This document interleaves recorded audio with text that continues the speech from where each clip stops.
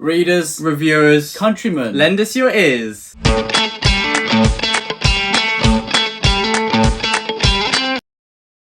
Welcome back to the channel for part 2, 4-1 of our top 10 reads of 2022 so far. You can check out the first video appearing above, but here is our second half, so our very favourites of the year, plus a few honourable mentions, because we try and sneak as many in as possible. We've had a great reading year so far, and we just want to name as many books as possible that we think other people should be reading. Look, we break the rules, okay? I mean, I don't know who made the rules. Actually, we make the rules so they fit. So they fit to be broken.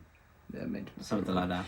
But anyway, let's dive straight in. Let's submerge ourselves in some new books. Wow. The first one for me, what number is this? Number 4? Number 4. Number 4 is Ride the Wind by Lucia St. Clair Robson, and I absolutely love this. I recently spoke with the great Mike from Mike Book Reviews. We did we had a chat talking about nothing with him, which was so much fun. So thank you, Mike, for having us on your channel. Definitely go check him out. I'm sure all of our subscribers are all subscribed to Mike Book Reviews anyway, because he's awesome. But yeah, Ride the Wind. I spoke about this on a little chat when we were talking about nothing. And this is a historical fiction that was kind of labelled as a romance that I saw, but it doesn't read like a romance at all. It's quite a hefty book. But it is the story of Cynthia Ann Parker and the last of the Comanches. Now, if you know anything about me, then you know that I really enjoy reading about Native American cultures and specifically the band the Comanche. Cynthia Ann Parker was a young German girl on the border of Texas, and she was captured by a band of the Comanche, and then she was kind of indoctrinated into their tribe and raised as one of them. And then eventually, as she got older, she married one of the leaders of the band, one of the chiefs. And then they had a child together, and that child was called Quanah Parker, who was the last of the Comanche chiefs. So yeah, it's an astonishing story. It's really beautiful. It's heartbreaking as well. I mean, I cried about 3 or 4 times in this. But the writing is fantastic, and you just find yourself being able to be swept along with the buffalo hunts and the way that these people lived. And it just feels like it's dripping in authenticity and just these historical details that you wouldn't really think of just really capture my heart. And, I really remember lots and lots and lots from this book. It made a huge impression on me. So that's why it's one of my favourites. It has made an impression on you. And yeah, it sounds like an amazing book. But on to my 4th, another amazing book. Oh, just launched another few off there. That is sacrilege. But anyway, A Fool's Hope by Mike Shackle. This is the second instalment in the Last War trilogy. The finale Until the Last has just been released, but I've not got to it yet, waiting for my copy to arrive, and then I will be submerging myself in it. But yes, A Fool's Hope is an amazing fantasy tale, which subverts a lot of the tropes and what we commonly expect to see in fantasy nowadays. I mean, book 1, We Are the Dead, Mike Shackle took the premise of what if the bad guys won? What if Sauron won in Middle-earth? What happens next? And that is We Are the Dead and A Fool's Hope. And yeah, no one is safe. There is constant tension, really short, sharp chapters that bring a really fast-paced plot. And yeah, it just feels like a masterful, master of craft here. And yeah, Fool's Hope is so enjoyable. And yeah, it's got my number 4 spot. So in short, I loved it. And now for the Bronze Award for me. In 3rd place is Empire of the Vampire by the great, the awesome Jay Kristoff. Now, these vampires are not the vampires from Twilight. These are murdering, psychopathic vampires that want to dominate the world. So, pretty cool. Jay Kristoff here has created a book that has so many iconic moments. They stand head and shoulders above pretty much nearly every book I've ever read. These moments, these iconic moments. It has honestly about 50 scenes that really stick out to my memory that are just absolutely incredible. And they're Jay Kristoff is a hilarious writer. He's got a really good way with words. I mean, the swearing in this book is the only author I think can rival J. Abercrombie in terms of insults, which I didn't think would ever happen in my lifetime anyway. So yeah, Empire of the Vampire is fantastic. The main character, Gabrielle de Leon, is a vampire hunter, and it's basically, as Dad says, Papa Gwynne, Blade goes to Hogwarts. Nice. I mean, the writing, it is very over the top. All of the scenes are very, it is over the top, but it's fantastic. It's such an addictive style, and I love it. I feel like this would be an amazing comic as well, definitely. Yeah, but, very cinematic. It's not over the top in a negative way. I absolutely love it, because basically it just feels like Jay Kristoff is is just tailoring what he's writing to actually his own enjoyment. He's not writing for other people. He's not trying to have loads of ticks in there. I've got this bit in my book. He's actually just writing something that feels right to him, and that is, like I said, iconic. That is the main word that leaps out to me whenever I think of Empire of the Vampire. And I have a sneaky feeling this might appear on your list as well, Will. Oh, maybe. Spoilers. Maybe. But third for me is Gates of Fire by Stephen Pressfield. I absolutely adore this. This is historical fiction, and it is a standalone. We love a good standalone, don't we? Oh, yeah. Without having to dive into these 12-book series. Submerge ourselves. Yeah. But Gates of Fire is about the Battle of Thermopylae. So 300, the Spartans holding the pass against 1,000,000 Persians. Yes, but it also says about the events that lead up to this, and it is an amazing story that Stephen Pressfield does a great job of showing the brutality without romanticising. I know you said romancing. Romanticising it too much. It's very intriguing in the camaraderie that he shows, that you really feel this bond that the characters have for each other, and this idea that they feel that they are sacrificing themselves for the greater good, and that is very emotional and inspirational, those themes. But you also show the brutality. The Spartans aren't all nice people. They do some terrible things in their society as well, and I think it's just showing the complexity of humanity, and Stephen Pressfield does an absolutely fantastic job at doing that. Yes, he does. We actually did a video fairly recently on why we think Gates of Fire is one of the best fantasy historical fiction books of all time, and I definitely think if you're interested in that, definitely go check it out. I know quite a few of our viewers actually have said that they are reading it, or they have been reading it and they finished it and they've really enjoyed That it. is awesome. So yeah, really great to hear that we've. I mean, our main goal is to try and get some people to pick up some books that we love, so we can chat to them about and it. you know, the more historical fiction being read out there is much better as well. So yeah, we're very happy. The next one for me is number 2. Then is this number 2? Yes, it is. Crumbs in the Deep, Drums in the Deep. Bury My Heart at Wounded Knee by D. Brown, and this is a non-fiction, and this is storying the chronicles of from the white European settlers when they landed in what is now known as America, and up until fairly modern times. So kind of basically seeing the association between people native to America and also the European invaders / settlers. And it is a heartbreaking and gripping story that, I mean, it's filled with lots of short stories basically where and D. Brown's taken kind of a piece from history, and then he's kind of filled in the background for us, and then given us lots of details about the chronology of what's happened, and then kind of it ends closer to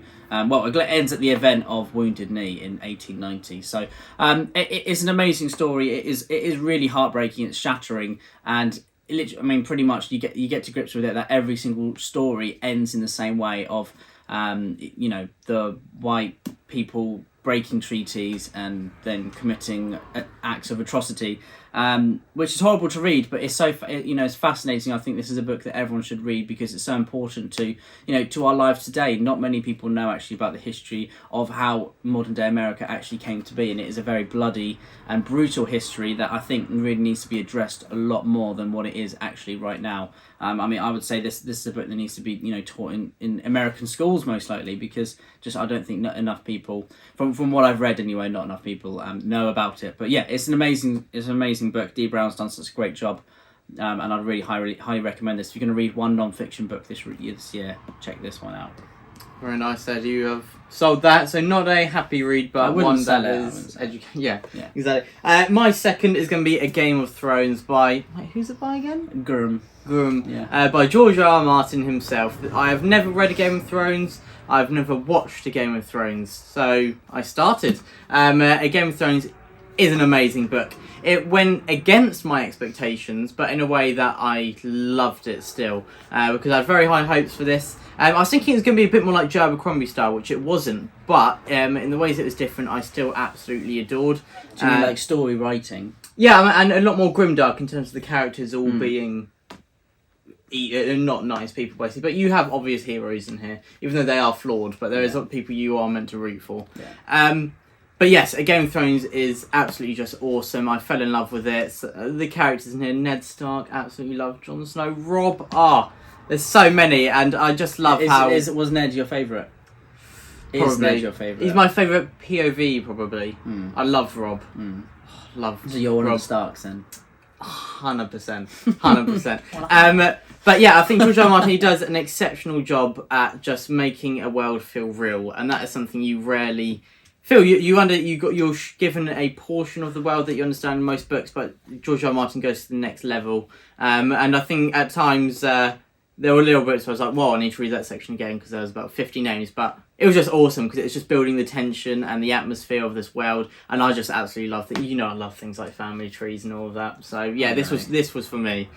Talking of long list of names and family on trees, to our first honourable mention, and this for me is the Silmarillion by Tolkien. No, J.R.R. Tolkien, and I mean, to be honest, I didn't love this for the most part. I've included this in my honourable mentions because there are two stories here that I absolutely adored, and for the most part, the rest of it was kind of, I just didn't enjoy reading it. To be honest, it was. I'm really sorry, Will. I know that you have a very personal connection with. Is that my Silmarillion. Copy? This is your copy. I don't think you deserve to hold it.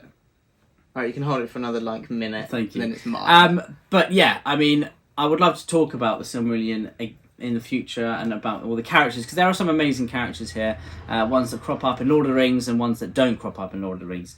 But yeah, I mean, it is interesting to read all the backstory and all that, and there are some really iconic moments. But obviously, this is Tolkien's notes that were put together by his son, and I believe Guy Gavriel Kay as well was helping out with this. So yeah, but wow. The two stories I loved were Beren and Luthien, and then the Fall of Gondolin. And the Battle of Unnumbered Tears were absolutely fantastic. Yeah, I was going to say, if you're leaving that out. I mean, shout out to Glorfindel. What a great guy. He is awesome, isn't he? But I had to read this before Rings of Power was coming out, even though I don't think anything from the Rings of Power is actually allowed to take anything from this. I'm fairly certain they probably will. There are the trees of Valinor. They will be stealing some things that are part of the history of Middle Earth and all the other parts of the world. But yeah, well, I know that William lost this book because there are so many names and family trees and maps, and it's just awesome. If William could read just a book of family trees and names, you would, wouldn't you? Oh, I think it needs a bit of plot added into there. just a tiny bit. But no, there's some great stuff here. I definitely recommend it, but it is a tricky read, I think. I mean, I love Middle Earth and as much as the next person, but yeah, it just it is a tough read at times. I'm sure some people agree. I'll probably enjoy it more on a reread as well. Now I actually know the names and how to pronounce some of them as well. I'm sorry. It's on my honourable mentions though. I still liked it. Okay, I can forgive you slightly for that. Okay. Anyway, on to my honourable mentions. The first one is going to be Of Blood and Fire by Ryan Cahill. This is the first instalment in The Bound and the Broken. And Of Blood and Fire is kind of that traditional fantasy with kind of subverting it with some modern elements, is what I felt. It was a bit like Papa Gwyn with Gemmell kind of vibes. And I know they're actually two of Ryan Cahill's favourite authors, so maybe that's not by accident. But anyway, yes, Of Blood and Fire is awesome. If you like dragons, it's Aragon, but for adults. I was going to say, if you like dragons, you must pick up Of Blood and Fire. I mean, it's been getting some great reviews, and I completely agree. It's a really well-written story of compelling characters, a really intriguing plot, and I feel like this world is going to grow and to be something that really alive and thriving. I've read his novella as well, The Fall, and I'm looking forward to carrying on with the second instalment of Darkness and Light, and then his second novella. It's great to see some self-pubbed fantasy doing really well as well. Yeah. It's doing fantastically. And Ryan Cahill is such a great guy. Definitely go check him out on Twitter. He put some great reviews up on there. And so that is my first honourable mention of Blood and Fire. Go pick it up. My second one is a Viking Age text, which is called the Saga of Kraki, King Kraki, should I say. And this is, if you ever wanted to read any of the Viking Age sagas, I would say if you like fantasy, this is the one to read. This is the one that has the most fantastical elements, and this has berserkers that actually turn into bears and things like that. If you like Tolkien, then will know that he studied Anglo-Saxon poetry and Eddas and all of the Old Norse texts as well. So he would have read this, and this would, you can definitely see the inspiration here in some of his writing and some of his works, and whether it's just how a number is used, or other things like that have been influencing him. But Hrov Kraki is great because basically there's this king. It tells the story of how his family became kind of kings and that kind of stuff, and how then he became king. And then he basically builds up this little warband, this little trusted group of his berserkers, his main little company, and then you go behind the stories of each of those, or some of those key berserkers.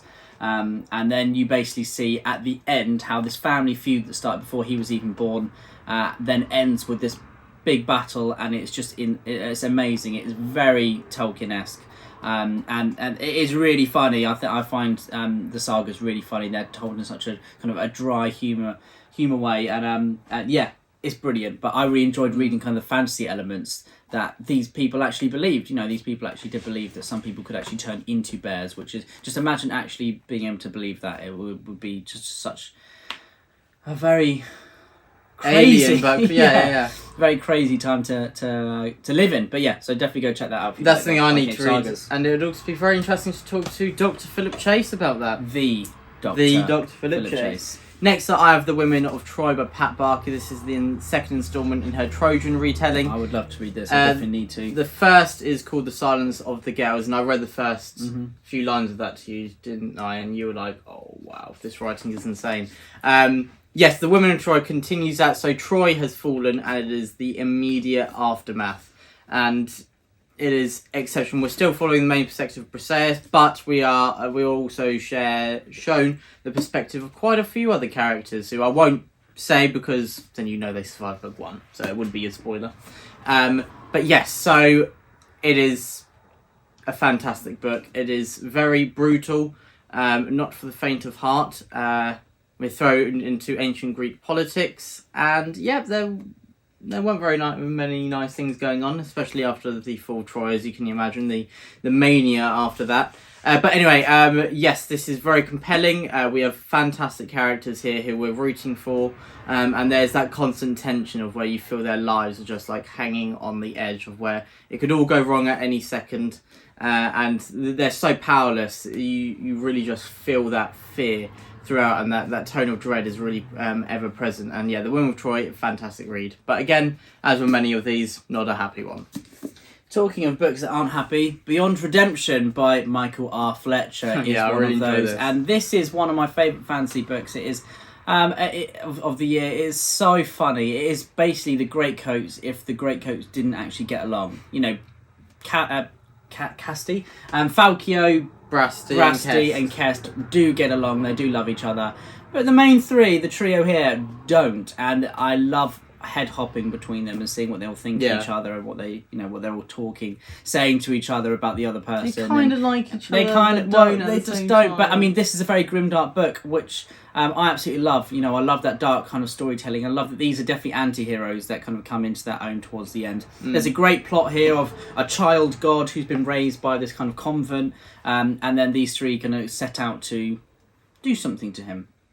But it goes awry, and lots of things go wrong in this book. Put. And it is so much fun. I'd say I actually just had so much fun reading this. It was like Kings of the Wild, but then again, if they didn't get along. So if you want to see kind of the flip side of, bless you, of the Greatcoats and the Kings of the Wild, bless you, definitely go check this out. Michael R. Fletcher has just this great way of writing humour and dialogue and the way that he head hops between characters, and you see what they think of each other, and then they say something different. So well done. It's like Glockter as well in the first law, how Joan Crumby does that. But this is dripping with humour, and I was just laughing out loud so much. It's really good craft as well, because it could easily become too exaggerated that them commenting on each other and end up not being funny, but it's done in quite a subtle way. Which is really funny. And you find a way to really like all three of the characters, even though they're terrible. They are terrible human beings. Definitely. But I really enjoyed it. Michael R. Fletcher is an author that I want to read much, much more of. Awesome. And was that your last honourable mention? My last honourable mention of the day. My last one is The Cross and the Curse by Matthew Harvey. This is the second instalment of the Bernicia Chronicles, which is a historical fiction series set in the Dark Ages. If you love Last Kingdom, this is a bit before that. Our main character is Beobrand, and I'm really enjoying his character growth.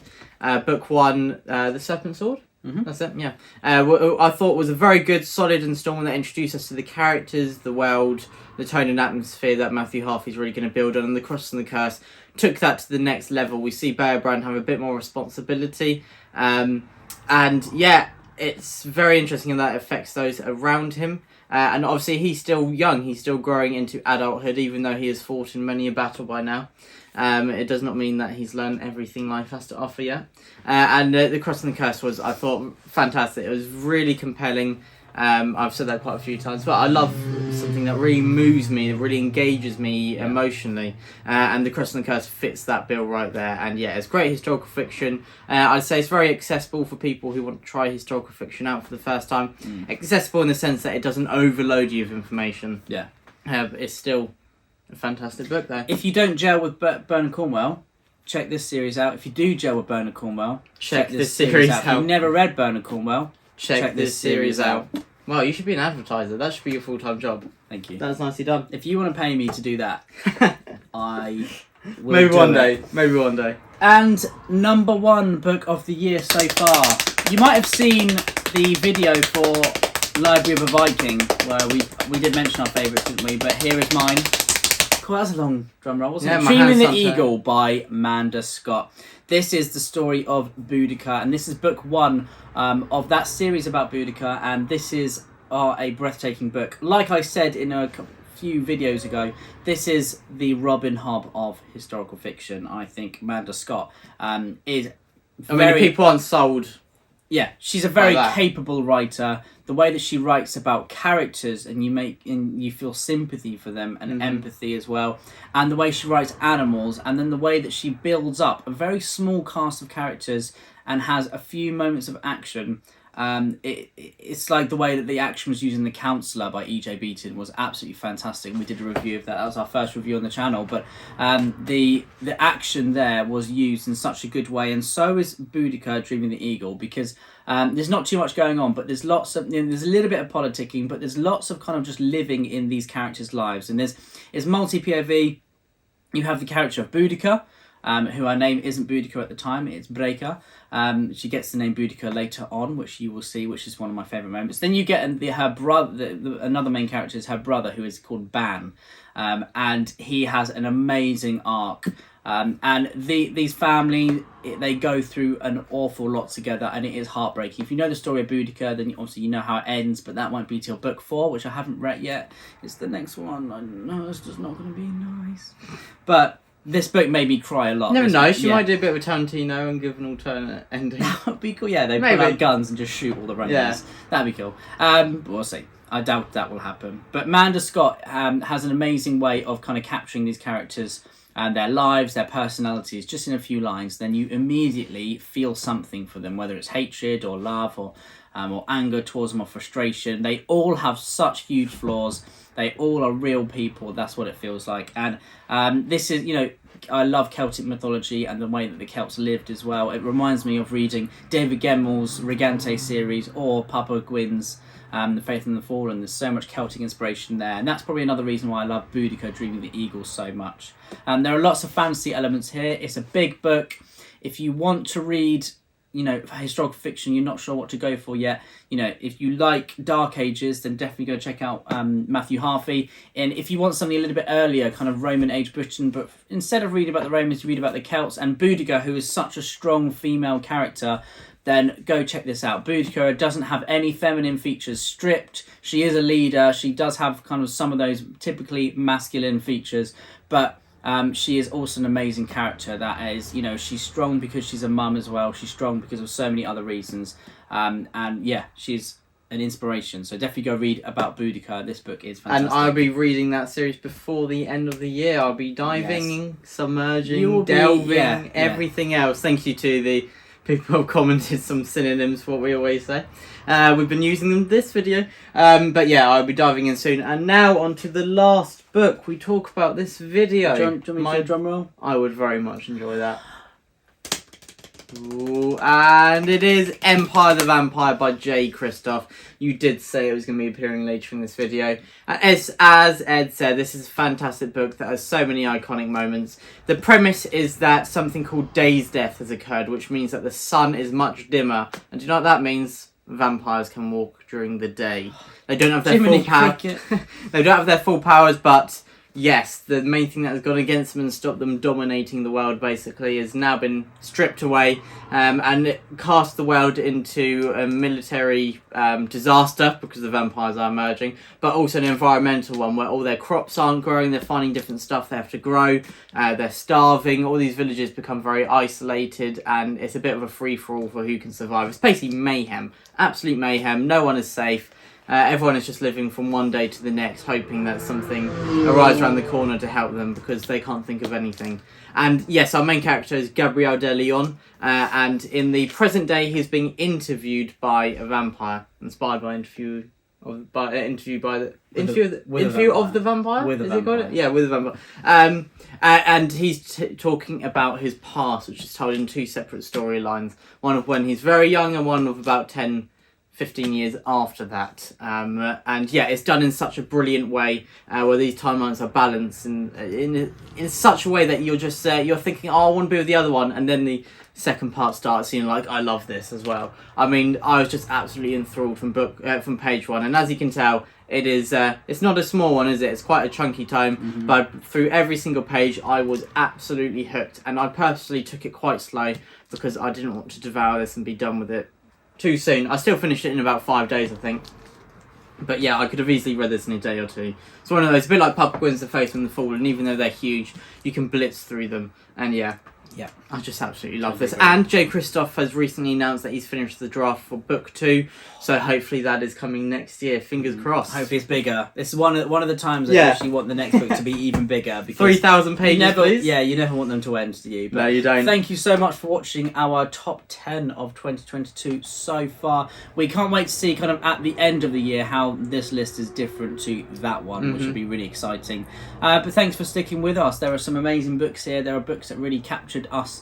And we really hope that lots of people want to go check them out, and please let us know in the comments below what books appeal to you. Have you read any of these before? Please let us know. What book is your book of the year so far? What should we have on our list for the latter half of 2022? Well, thank you very much for watching. Truth and Courage, the Brothers Gwynne. Truth and Courage from the Brothers Gwynne.